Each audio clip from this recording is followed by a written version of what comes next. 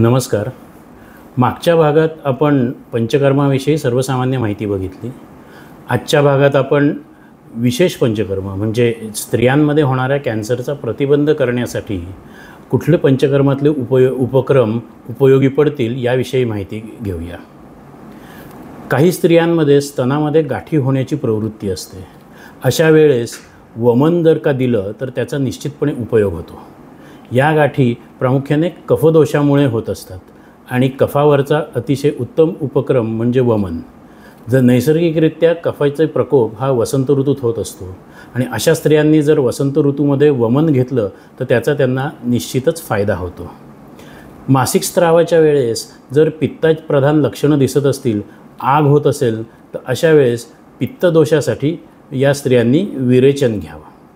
हे विरेचन शरद ऋतूत घेतल्यास त्याचा खूप चांगला फायदा होतो. जर का मासिक पाळीच्या वेळेस अतिशय वेदनादायी असेल, कंबर, पाठ खूप प्रमाणात पोटामध्ये खूप प्रमाणात दुखत असेल, जर का अनियमित मासिक स्त्राव होत असेल, तर अशा वेळेस हा वाताचा दोष असल्यामुळे अशा वेळेस बस्ती चिकित्सा ही अतिशय उपयोगी ठरते.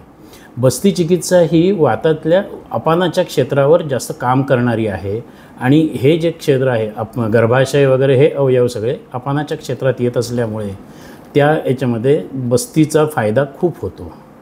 यानंतर मेनोपॉजच्या काळामध्ये ज्या वेळेस अनियमित मासिक स्त्राव, वेदनादायी मासिक स्त्राव किंवा मासिक स्त्रावाचे अतिशय अधिक प्रमाणात मासिक स्त्राव असं असेल तर या काळातही बस्तीची चिकित्सा ही उपयोगी ठरते. मेनोपॉजच्या काळामध्ये मूड स्विंग्स वगैरे असे ज्या वेळेस त्रास होतात अशा वेळेस पंचकर्मातलं शिरोधारा हा उपक्रम उपयोगी पडतो.